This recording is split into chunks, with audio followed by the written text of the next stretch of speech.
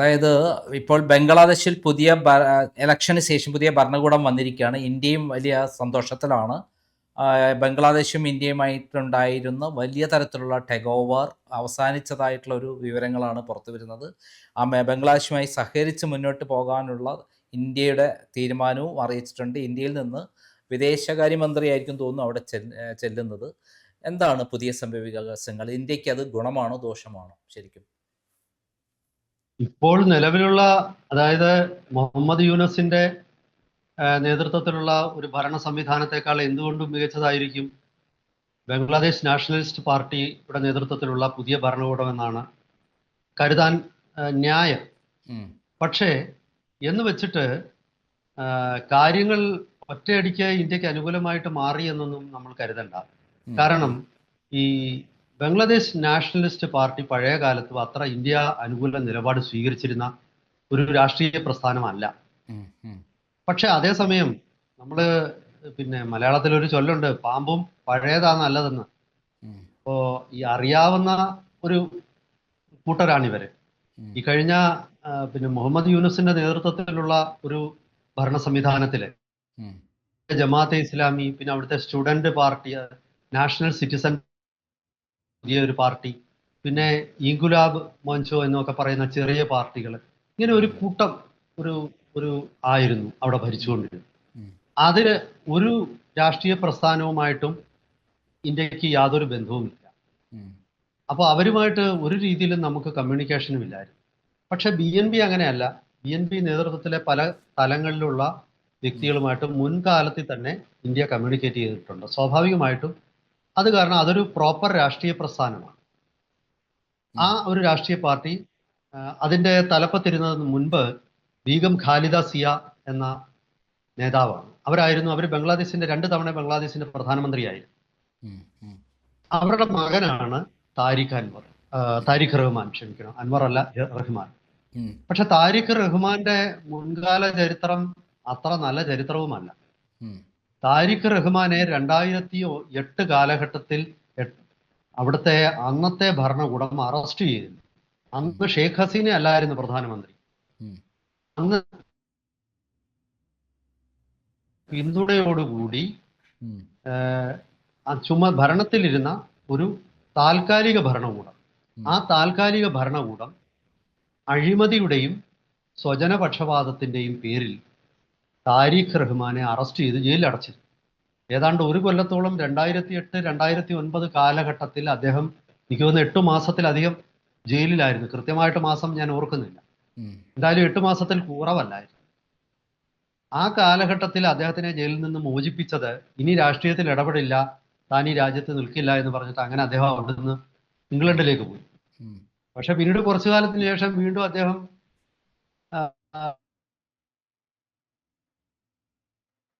ഉള്ള ഇലക്ഷനിൽ ഷെയ്ഖ് ഹസീനയാണ് ജയിക്കുന്നത്. അപ്പൊ അവര് പിന്നെ ഇയാളെ തിരിച്ചു വരാൻ സമ്മതിച്ചില്ല. പക്ഷെ എങ്കിലും ലണ്ടൻ ആസ്ഥാനമാക്കി അദ്ദേഹം പ്രവർത്തിക്കുമ്പോൾ ബംഗ്ലാദേശ് നാഷണലിസ്റ്റ് പാർട്ടിയുടെ ആഭ്യന്തര കാര്യങ്ങളിലൊക്കെ അവിടെ ഇരുന്നുകൊണ്ട് തന്നെ ഇടപെടുമായിരുന്നെന്നാണ് പറയുന്നത്. പണ്ടൊക്കെ ഇയാളെ കുറിച്ച് ഉത്തരേന്ത്യൻ പത്രങ്ങളും ബംഗാളി പത്രങ്ങളും ഒക്കെ എഴുതിയിരുന്നത് ബംഗ്ലാദേശിലെ സഞ്ജയ് ഗാന്ധി എന്നാണ്. ഇന്ദിരാഗാന്ധിക്ക് ബുദ്ധിമുട്ടുണ്ടാക്കിയതുപോലെ ഒരുപക്ഷെ അത് ഓരോരുത്തർക്കും ഓരോ അഭിപ്രായം കാണുമായിരിക്കും. സഞ്ജയ് ഗാന്ധി ചില കാര്യങ്ങൾ നല്ല കാര്യം ചെയ്തു എന്നും വിശ്വസിക്കുന്ന ഒരുപാട് ആൾക്കാരുണ്ട്. പക്ഷേ എങ്കിലും രാഷ്ട്രീയത്തിൽ ഇടപെടുന്ന സജീവ രാഷ്ട്രീയ പാരമ്പര്യമുള്ള വ്യക്തിയായിരുന്നു താരിഖ് റഹ്മാൻ. ആ താരിഖ് റഹ്മാൻ അന്ന് ഈ ചിറ്റഗോങ് കുന്നുകളിലൂടെ ഇന്ത്യയിലേക്ക് ആയുധം കടത്തുന്ന സംഘങ്ങൾക്ക് ആയുധം കൊടുത്തിരുന്നു എന്ന വലിയൊരു ആരോപണം ഉണ്ടായിരുന്നു. അന്ന് BSF ഒരു 3-4 ട്രക്കുകൾ നിറയെ വന്ന തോക്കുകളും ഓട്ടോമാറ്റിക് റൈഫിളുകളും റോക്കറ്റ് ലോഞ്ചറും ഗ്രനേഡും മൈനുകളും ഒക്കെ പിടിച്ചെടുത്ത സംഭവം ഉണ്ടായിരുന്നു ഒരു കാലഘട്ടത്തിൽ. പക്ഷെ അതൊരു പഴയ കൊല്ലമൊക്കെ മുമ്പ് നടന്ന ഒരു കാര്യമാണ്. അന്നത്തെ താരിഖ് റഹ്മാനിൽ നിന്നും ഇന്നത്തെ താരിഖ് റഹ്മാൻ ഒരുപാട് വ്യത്യാസങ്ങൾ വന്നിട്ടുണ്ട്. അവിടെ അദ്ദേഹം രാഷ്ട്രീയം ഒരുപാട് മനസ്സിലാക്കി. പിന്നെ അദ്ദേഹം ആദ്യമേ തന്നെ ഒരു കാര്യം പറഞ്ഞു, ഇന്ത്യയെ ഒരു ശത്രുവായിട്ട് കാണുന്നില്ല, ഇന്ത്യയുമായിട്ട് ഒരു സുഹൃത്തെന്നുള്ള നിലയിൽ ഒരു ബന്ധം. അതേസമയം താങ്കൾ ഇന്ത്യയുടെ അടിമയാവാനും താങ്കൾക്ക് താല്പര്യമില്ല എന്നും അദ്ദേഹം സൂചിപ്പിച്ചിരുന്നു.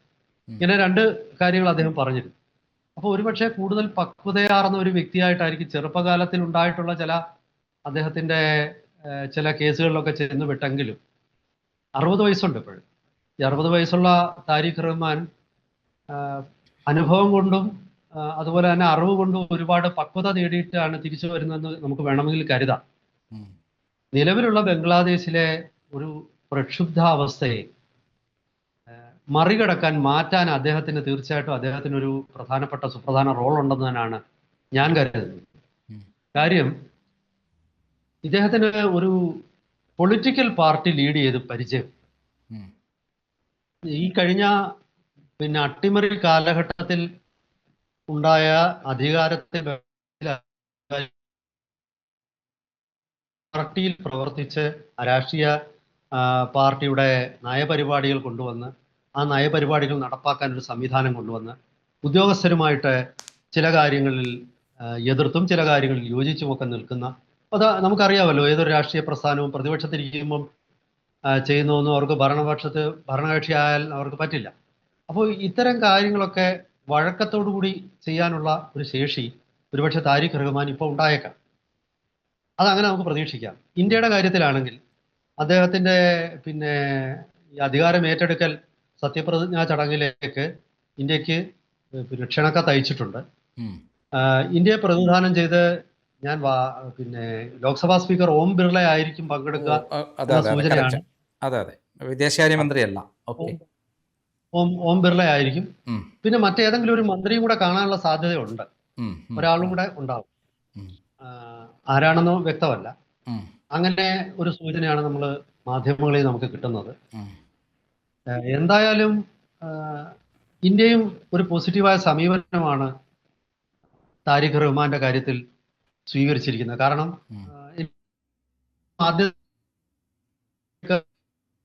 പ്രധാനമന്ത്രി നരേന്ദ്രമോദി ഒരു മെസ്സേജ് അയച്ചു. അത് തന്നെ ബംഗ്ലാദേശിലെ ഇലക്ഷനെ താൻ അംഗീകരിക്കുന്നു എന്നതിന്റെ സൂചനയാണ്. ഷെയ്ഖ് ഹസീന ഈ ഇലക്ഷനെ അംഗീകരിച്ചിട്ടില്ല. അവരിത് കാരണം അവാമി ലീഗിന് പങ്കെടുക്കാൻ പറ്റാത്ത ഒരു ഇലക്ഷൻ എങ്ങനെ ഇലക്ഷൻ ആകുമെന്ന് അവർ ചോദിച്ചിട്ടുണ്ട്. ഇലക്ഷനിൽ അത്ര വലിയൊരു പോളിംഗ് പെർസെൻറ്റേജ് ഒന്നും ഉണ്ടായിട്ടില്ല. ഏതാണ്ട് 60% അടുത്ത ഒരു പോളിംഗ് പെർസെൻറ്റേജ് ആണ് ഉണ്ടായത്. യഥാർത്ഥത്തിൽ ഈ ഇത്രയധികം രാഷ്ട്രീയ പ്രക്ഷുബ്ധതകളൊക്കെ നടന്നതിന് ശേഷം വരുന്ന ഒരു ഇലക്ഷനിൽ ഒരു 80% ഒരു പോളിംഗ് ഒക്കെ ഉണ്ടാവേണ്ടതാണ്. പക്ഷേ ആ രീതിയിലുള്ള ഒരു കനത്ത പോളിംഗ് ഒന്നും ബംഗ്ലാദേശിൽ ഉണ്ടായിട്ടില്ല. ഒരു വിഭാഗം ജനങ്ങൾ എന്തുകൊണ്ട് വോട്ട് ചെയ്തിട്ടില്ല? ഒരുപക്ഷെ ഭയന്നിട്ടാവാം, അല്ലെങ്കിൽ അവിടുത്തെ സംവിധാനങ്ങൾ ഞാൻ പറഞ്ഞ പോലെ യഥാർത്ഥ രാഷ്ട്രീയക്കാരല്ലായിരുന്നല്ലോ അധികാരത്തിലിരുന്നത്. അവർക്ക് ഒരു ഇലക്ഷൻ നടത്താനുള്ള പരിചയക്കുറവ് ഉണ്ടായിരുന്നിരിക്കാം. എന്നിരുന്നാലും പൊതുവെ നിഷ്പക്ഷമായി നടത്തപ്പെട്ട ഒരു ഇലക്ഷനിൽ ഭൂരിപക്ഷം നേടി അധികാരത്തിൽ വന്ന സർക്കാരിന്റെ തലവൻ എന്നുള്ള നിലയിൽ താരിഖ് റഹ്മാന് ഒരുപാട് കാര്യങ്ങൾ ബംഗ്ലാദേശിന് വേണ്ടി ചെയ്യാനുണ്ട്. അവിടുത്തെ ഞാൻ മനസ്സിലാക്കുന്നിടത്തോളം കടുത്ത ദാരിദ്ര്യത്തിലേക്ക് ബംഗ്ലാദേശ് വഴുതി വീണ്ടിരിക്കുകയാണ്. ഈ ചിറ്റഗോങ് എന്ന തുറമുഖ നഗരമാണ് ബംഗ്ലാദേശ് പ്രദേശം.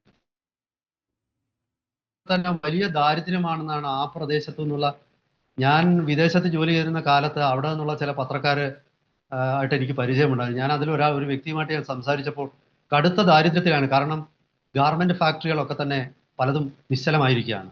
രണ്ട് കാരണങ്ങളാണ്. ഒന്ന്, ഇന്ത്യയാണ് അങ്ങോട്ട് വൈദ്യുതി നൽകിയിരുന്നത്. അപ്പോൾ ആ വൈദ്യുതി കൊടുക്കുന്നതിന്റെ കാര്യത്തിൽ ഇന്ത്യ ചില നിയന്ത്രണങ്ങൾ കൊണ്ടുവന്നു. പണ്ട് ഷെയ്ഖ് ഹസീന ഉണ്ടായിരുന്ന കാലത്ത് വൈദ്യുതി കടമായിട്ട് കൊടുക്കുമായിരുന്നു. ഒരു 6 മാസം അല്ലെങ്കിൽ ഒരു വർഷമൊക്കെ ഗഡുക്കളായിട്ട് പണം തിരിച്ചടച്ചാൽ മതിയായിരുന്നു.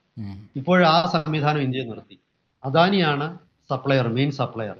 അപ്പോ കുടിശ്ശികകൾ തീർത്ത് പോവാതെ അയാൾ അവർക്ക് വൈദ്യുതി സപ്ലൈ കൊടുക്കില്ല. വളരെ കുറഞ്ഞ കാലയളവിലേക്ക് മാത്രമേ കടമായിട്ട് കൊടുക്കുകയുള്ളൂ. ഇതൊക്കെ തന്നെ ബംഗ്ലാദേശിന് വലിയ ബുദ്ധിമുട്ടുണ്ടാക്കിയിട്ടുണ്ട്. അതുപോലെ തന്നെ കൽക്കത്ത വിമാനത്താവളം ഉപയോഗിക്കാമായിരുന്നു അവർക്ക് പണ്ട്. ഷെയ്ഖ് ഹസീനയുടെ കാലത്ത് ഈ ബംഗ്ലാദേശിലെ ചരക്ക് കയറ്റുമതി ചെയ്യാനായിട്ട് കൊൽക്കത്ത വിമാനത്താവളത്തിന്റെ ഒരു ഭാഗം ബംഗ്ലാദേശികൾക്ക് വിട്ടുകൊടുത്തിരുന്നു. നമ്മളായിരുന്നു നിയന്ത്രിക്കുന്നതല്ല, പക്ഷെ ബംഗ്ലാദേശിലെ ചരക്കുകള് നമ്മുടെ ഒരു വിമാനത്താവളം വഴി കയറ്റി അയക്കാനുള്ള ഒരു സൗജന്യം അവർക്ക് നമ്മൾ കൊടുക്കുമായിരുന്നു. കാര്യം ഒരു വികസനം കുറഞ്ഞ ഒരു രാഷ്ട്രം എന്നുള്ള ഒരു പരിഗണന വെച്ചിട്ട്. പക്ഷേ ഷെയ്ഖ് ഹസീനയുടെ നിഷ്കാസനത്തിന് ശേഷം ഈ സൗജന്യമൊക്കെ തന്നെ നിന്നു. ഇപ്പോൾ തന്നെ ഇന്ത്യ കൊടുക്കുന്ന എയ്ഡ് ഉണ്ട്. അപ്പൊ അതിനെതിരെ ഒഡീഷയിൽ നിന്നുള്ള എം പിമാരൊക്കെ ഈ കഴിഞ്ഞ ദിവസം എനിക്കൊന്ന് BJP അനുകൂലിക്കുന്ന ഒരു MP പോലും വലിയ ബഹളം ഉണ്ടാക്കി. ഉം, ഉം, കാരണം ബംഗ്ലാദേശിന് എന്തിന് ഇന്ത്യ കൊടുക്കണം എന്നൊരു ചോദ്യം വന്നു. ഈ കൊൽക്കത്ത എയർപോർട്ടിലൂടെ ബംഗ്ലാദേശിലെ ചരക്കുകൾ നീക്കാനുള്ള ഒരു സ്വാതന്ത്ര്യം അവർക്ക് കൊടുത്തതിനെ ബംഗാളിലെ വ്യവസായങ്ങളുടെ കിട്ടേണ്ട ഒരു സ്ലോട്ടാണ് അവിടെ നമുക്ക് നഷ്ടപ്പെടുന്നത്. അത് അങ്ങനെ ബംഗ്ലാദേശികൾക്ക് കൊടുക്കേണ്ട കാര്യമില്ല എന്ന് കരുതുന്ന ആൾക്കാരും ഇന്ത്യയിലുണ്ട്. ഉം, ഉം. സ്വാഭാവികമായിട്ടും ഇത്തരം വാദഗതികളൊക്കെ ഇപ്പോ ഷേഖ് ഹസീന ഇല്ലാതെ നിൽക്കുന്നിടത്തോളം കാലം സർക്കാരിന് ഈ സമ്മർദ്ദത്തെ അതിജീവിക്കാൻ പറ്റുമെന്ന് എനിക്ക് തോന്നുന്നില്ല. ഉം. അപ്പോൾ സ്വാഭാവികമായിട്ടും ബംഗ്ലാദേശിന് പഴയ രീതിയിലല്ല, വളരെയധികം കഷ്ടപ്പെട്ടെങ്കിൽ മാത്രമേ സമ്പദ്ഘടന നേരെ നിർത്താൻ പറ്റുകയുള്ളൂ. ഉം. വരും ദിവസങ്ങളിൽ അത് തീർച്ചയായിട്ടും താരിഖ് റഹ്മാൻ വലിയ വെല്ലുവിളികളായിരിക്കുമെന്നാണ് എനിക്ക് തോന്നുന്നത്. എന്തോ അതായത് ചോദിക്കാൻ വന്ന പോലെ എനിക്ക് തോന്നി. അതായത് ഷെയ്ഖ് ഹസീന ഇപ്പോഴും ഇന്ത്യയിലെ എല്ലാ സംവിധാനത്തോട് സുരക്ഷിത സംവിധാനത്തോടെയാണ് ജീവിക്കുന്നത്. അവരെ വിട്ടുകൊടുക്കുക എന്നുള്ള ഒരു പ്രധാനപ്പെട്ട ഡിമാൻഡ് ആയിരുന്നല്ലോ ബംഗ്ലാദേശിനുണ്ടായിരുന്നത്. അത് ഇന്ത്യ അംഗീകരിച്ചിരുന്നില്ല. ഇപ്പോഴത്തെ അവസ്ഥയിൽ അതെല്ലാം മാറി ഷെയ്ഖ് ഹസീനയ്ക്ക് അവിടെ എല്ലാ സൗകര്യങ്ങളോടുകൂടി തിരിച്ചു പോകാനുള്ള ഒരു കാര്യം ഉണ്ടാകുമോ ബംഗ്ലാദേശിൽ? അതാണല്ലോ ഇന്ത്യയും ബംഗ്ലാദേശും കൂടെ ഏറ്റവും വലിയ പ്രശ്നമായി നിൽക്കുന്നത് ഇപ്പോൾ. അങ്ങനെ ഒരു അവസ്ഥ ഉണ്ടാകുമെന്ന് ഞാൻ കരുതുന്നില്ല. കാരണം ഷെയ്ഖ് ഹസീനയുടെ കാര്യത്തിൽ താരിഖ് റഹ്മാൻ വിട്ടുവീഴ്ചയ്ക്ക് തയ്യാറല്ല. കാരണം താരിഖ് റഹ്മാന്റെ അമ്മയെ ഷെയ്ഖ് ഹസീന ജയിലിൽ അടച്ചിട്ടുണ്ട്, ബീഗം ഖാലിദ സിയെ. അപ്പൊ സ്വാഭാവികമായിട്ടും അപ്പൊ അവര് തമ്മില് ഒരു സംഘർഷമുണ്ട്. ഒരുപക്ഷെ രണ്ട് രാഷ്ട്രീയ പ്രസ്ഥാനങ്ങൾ എന്നുള്ള നിലയിൽ അവർ തമ്മിൽ ചർച്ചകളൊക്കെ നടത്തി. അവർ തമ്മിൽ അവാമി ലീഗും ബംഗ്ലാദേശ് നാഷണൽ പാർട്ടിയും തമ്മിൽ ചർച്ചകൾ നടത്തിയിട്ട് അത്തരം വിഷയങ്ങളൊക്കെ പരിഹരിക്കപ്പെടുകയാണെങ്കിൽ തീർച്ചയായിട്ടും അതിനൊരു മാറ്റം ഉണ്ടാകുമെന്ന് നമുക്ക് കരുതാം. എന്തായാലും ജമാഅത്തെ ഇസ്ലാമിയുടെ ഒരു സമീപനമല്ല ബംഗ്ലാദേശ് നാഷണലിസ്റ്റ് പാർട്ടിക്ക്. അപ്പോ അവർക്ക് തമ്മിൽ, ഈ അവാമി ലീഗും ജമാഅത്തെ ഇസ്ലാമിയും തമ്മിൽ ബംഗ്ലാദേശ് രൂപീകരണ കാലത്ത് തന്നെ അവർക്ക് സംഘർഷങ്ങളുണ്ട്. കാരണം ബംഗ്ലാദേശ് രൂപീകരിക്കുന്നതിനോട് ജമാഅത്തെ ഇസ്ലാമിക്ക് യോജിപ്പില്ല. അവർ പാകിസ്ഥാൻ എന്ന ഒരൊറ്റ രാജ്യമായിട്ട് നിലനിൽക്കണം എന്നായിരുന്നു അവരുടെ തിയറി. അപ്പോ BNPയെ സംബന്ധിച്ചിടത്തോളം അത്തരം അടിസ്ഥാന വിഷയങ്ങളിൽ വലിയ തർക്കമൊന്നും അവാമി ലീഗുമായിട്ടില്ല. അപ്പോൾ സ്വാഭാവികമായിട്ടും ഒരു ചർച്ചയിലൂടെ ഈ വ്യക്തിവിരോധങ്ങൾ തീരുകയാണെങ്കിൽ തിരിച്ചു പോകാനുള്ള ഒരു സാധ്യത ഒരുപക്ഷെ ഷെയ്ഖ് ഹസീനയ്ക്ക് തെളിയുമായിരിക്കാം. അവർ രാഷ്ട്രീയത്തിൽ ഇടപെടത്തില്ല എന്ന് ഉറപ്പ് വല്ലതും കൊടുക്കണമായിരിക്കാം. അല്ലെങ്കിൽ അവരുടെ രാഷ്ട്രീയ നേതൃത്വം മറ്റ് ഏതെങ്കിലും ഒരു വ്യക്തിയിലേക്ക് മാറ്റണം എന്നുള്ള ഒരു നിർദ്ദേശം വരാം. അങ്ങനെയൊക്കെ സംഭവിക്കാം. എന്തായാലും ശരി, പഴയതിലും ഭേദമാണ്. പക്ഷേ പൂർണ്ണമായിട്ടുള്ള ഒരു പരിഹാരം ബംഗ്ലാദേശിന് ഇനിയും അകലെ ആയിരിക്കുമെന്നാണ് ഞാൻ വിലയിരുത്തുന്നത്. അതിനിയും ഒരുപാട് നാള് പിടിക്കാനാണ് സാധ്യത. എന്തായാലും ഇന്ത്യയുമായിട്ടുള്ള ആ ബന്ധം സുദൃഢമാക്കാതെ ബംഗ്ലാദേശിലെ പ്രശ്നങ്ങൾ പരിഹരിക്കപ്പെടുക പ്രയാസമായിരിക്കുന്നുള്ള ഉറപ്പല്ലേ? ആ സന്ദർഭത്തിൽ സമ്മർദ്ദത്തിന് വഴങ്ങി ഖാലിദ സിയയുമായിട്ടുള്ള ഒരു പ്രശ്നം പരിഹരിക്കാൻ ഇന്ത്യ മുൻകൈ എടുക്കാൻ സാധ്യതയുണ്ടോ? ഇന്ത്യ ഒരുപക്ഷെ